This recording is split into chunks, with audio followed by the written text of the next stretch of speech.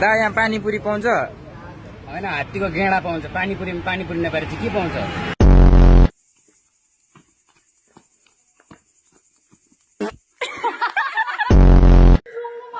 मा चिक्ने मुजी जिन्दगी जहिले तहिले झरी बादलमा घाँस अप्ठान नपुग्ने।